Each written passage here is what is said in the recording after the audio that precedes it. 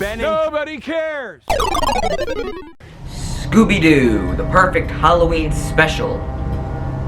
Of course, by the time I finish this, I expect it to be September again. Seriously though, I wrote that before I even started recording the Frogger PS1 episode. You wanna know what makes this even more sad? I was originally supposed to say I expect it to be March. And I'm recording this on March 11th. And I'm editing this scene on March 30th. Scooby Doo! The famous show revolving around a group of teenagers and their talking dogs solving crimes.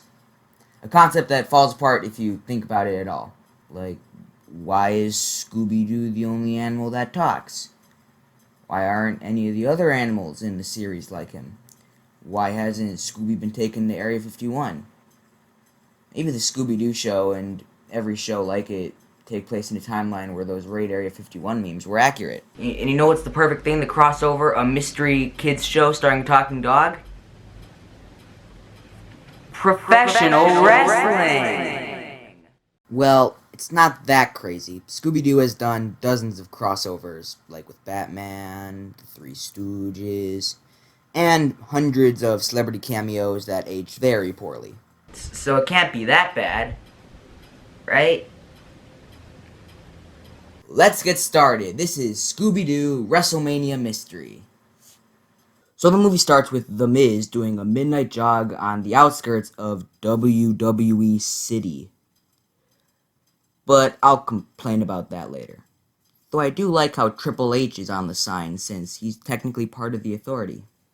But suddenly, The Miz runs into Kane, who silently threatens him, then leaves. But not before The Miz explains some important exposition. Kane, you're back. I thought we'd never see you again after you lost that last match. All that scene was missing was As You May Know. But it's not over yet, because The Miz hears a noise from the bushes, which introduces our monster, the Ghost Bear. And he's so evil that he messes up The Miz's face. My face! Oh, and also puts him in a body cast for 6 months, but not the face! We then get a montage of real WWE stars and Scooby-Doo characters, which fit together perfectly. We then see a wrestling match between Sin Cara and John Cena, which turns out to be a video game being played by Shaggy and Scooby. Like no one can touch John Cena! Sin Cara can. Scooby Doo. Hey, I have a question. For this game to be at all possible, they would have to be playing it on a Kinect.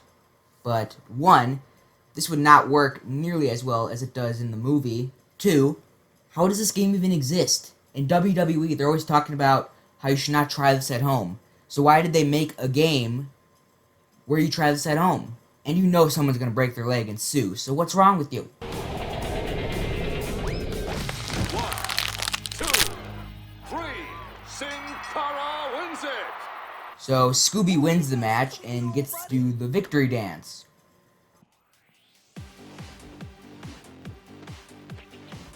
Jeez, what person would ever be able to do this dance? It's too complex for literally anybody in the world. So Scooby completes the victory dance, and it's revealed that they have won a competition to go to WWE City. And after guilt-tripping the rest of the gang with how much of a slave driver they have been to them, And la piece de resistance, the tiny pose of Senor Pepe Jose and the dancing hairless Chihuahua Don Piero to catch the ghastly gordito of Guadalajara. Yeah, the hair didn't even grow back in some places. jeez, they decide to all go. Exactly how many more play-by-play Scooby snack attacks will we have to endure before WWE City? Like we brought everything we had. Scooby and I need to keep our energy up so we can cheer like crazy at the main event. Yeah, until the crash. But on the trip, they realize they forgot to bring any clothes. You didn't pack the luggage? Okay, but why does that matter? You wear the exact same clothes every day. Like, what's the big deal? We all wear the same outfits every single day anyway. Yeah, you gotta admit it. He does have a point. Yeah, Hey, remember that crash joke I made a little while ago?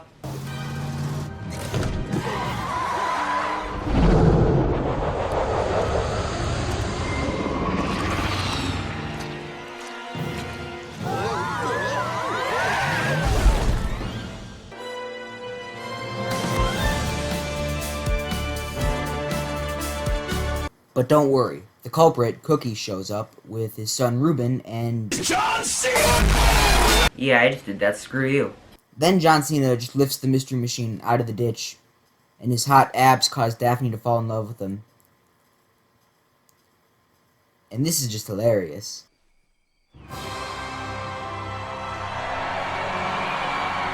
The dynamic trio, Scooby, Shaggy, and John Cena, being cheered on by their crowd of bathroom signs.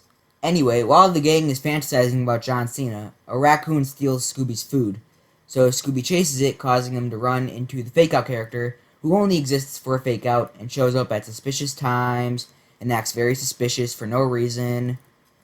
Though here, it's done way worse than in any other Scooby Doo movie I'm aware of, because he just says very specific, suspicious things for no reason, just to make you think he's the Ghost Bear.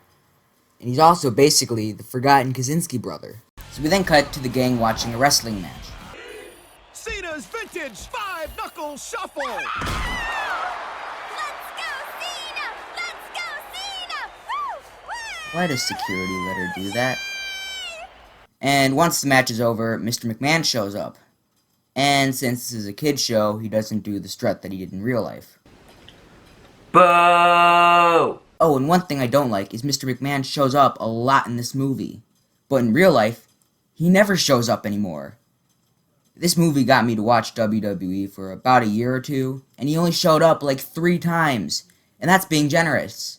And they were all cameos. And also, where's Stephanie McMahon? She's basically replaced Mr. McMahon by doing the same thing but more PG rated. But she's not even in the movie. Why? More on that later, though. Anyway, he shows up to talk about the championship belt and WrestleMania. And by talk about the championship belt, I mean he just literally explains what the championship belt is. Anyone who would watch this would know what the WWE championship belt is. I mean, I get it if like people who don't know what WWE is, but it doesn't make sense in terms of the story. That's just bad exposition. And speaking of bad exposition...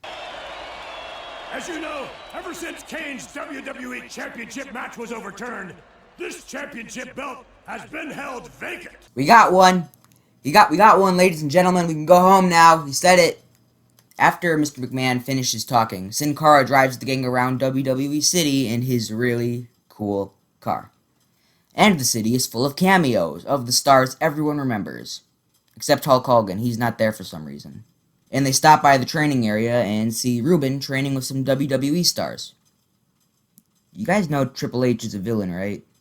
And now that I think about it, so is Mr. McMahon. On the WWE Network's top 10 villains list, he is literally number 1. So why is he being so nice to everybody? So later that night when the gang is going to sleep, Velma and Daphne overhear some important exposition / foreshadowing about the villain's plan and Reuben's storyline in the story. I don't understand, Uncle Cookie. It's just not fair. You know I'm good. I know you know I'm good. Why won't you help me get into WWE? Somebody's gotta put some sense into you. Do you think I built this brace 'cause it looks good? All it takes is one accident to put you out of contention. Maybe I'll be luckier. Maybe not. You have to be practical. You should keep going to your computer classes. Computers. That's the ticket, Ruby. And then Scooby Doo starts seeing Pennywise's deadlights. They all float down here, and you will too. We're hot, we're hot, we're hot, we're hot. And then he starts tripping, probably due to the pot him and Shaggy have been smoking. And then once he finishes tripping from all the pot him and the gang were smoking, he realizes he's not biting giant food, but he's biting the Ghost Bear. And they then have a chase / action sequence, and Sin Cara's car gets destroyed. And he gives the Ghost Bear a real cinematic look. And he's probably thinking this.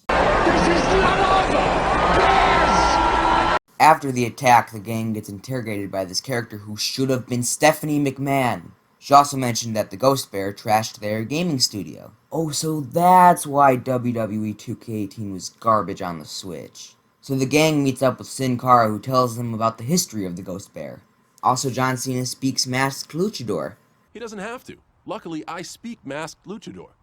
Apparently, years before WWE City, people paid to watch other people wrestle and get mauled by the Ghost Bear, who back then was a regular bear. Eventually, the bear's undefeated streak was ruined when Sin Cara's great-great-grandfather, Sin Cara Grande, beat him. Also, that is the stupidest name I've ever heard in my life. But after he was beaten, the bear escaped and started terrorizing the people. But Sin Cara Grande fought him off, and the bear escaped into the woods, never to be seen again. So, is this canon now? Is this part of the official WWE lore? Anyway, later that night, Scooby sees the deadlights again, except this time he wakes up to the police arresting him and Shaggy. Presumably because of all the pot they've smoked. Well, actually, they're being arrested because Scooby stole the championship belt. Yep, this is the championship belt, all right. I'd know it anywhere. Did they really not check by anyone else to confirm that that was the real belt? Later, the gang goes to the character that should have been Stephanie McMahon to show their evidence that Scooby is innocent by suggesting that the victory dance from the beginning brainwashed him. Because science. But it's not enough to release Scooby and Shaggy, but there's still another way.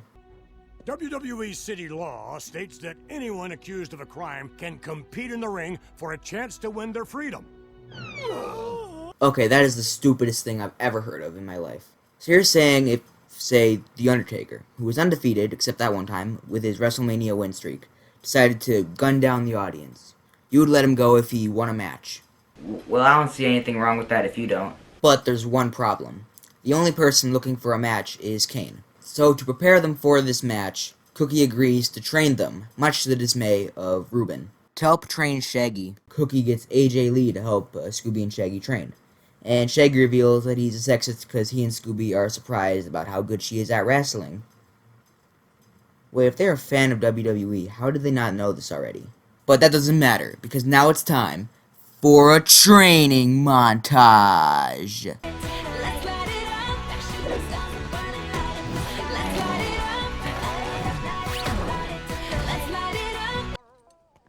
You okay, Ruben?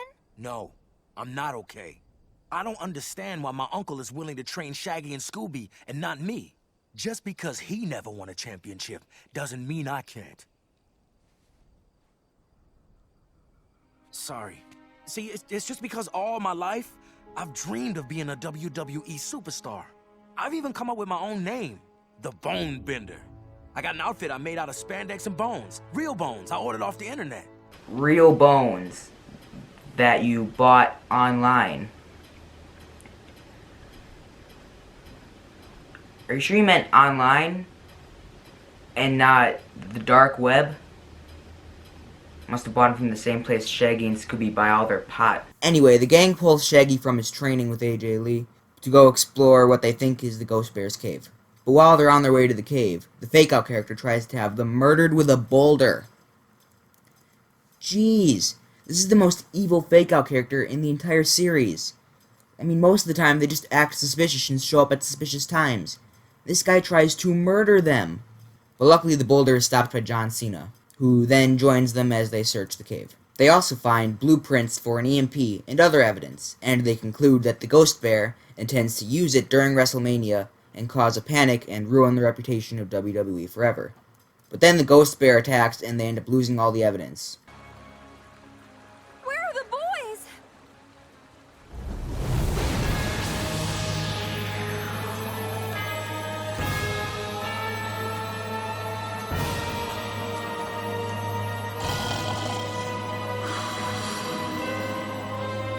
Okay, it doesn't matter that this is literally physically impossible. That looks awesome. So now it's time for the climax, with the match between Scooby, Shaggy, and Kane.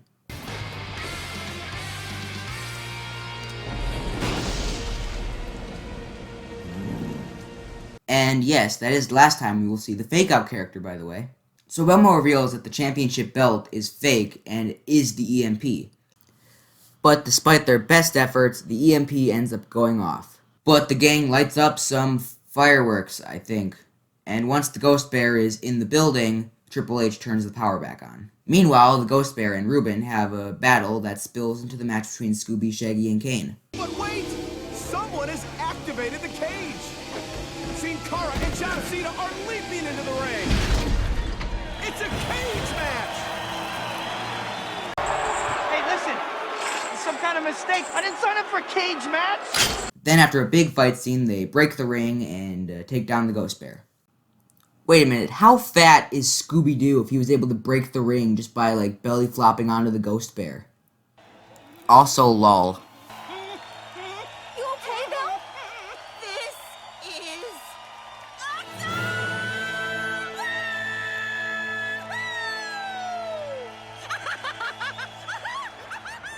And the big reveal is that the Ghost Bear was Cookie the whole time. And his motive is that he was angry that his career was ended early. So he wanted to not only ruin WWE, but also live off the jewels on the championship belt for the rest of his life.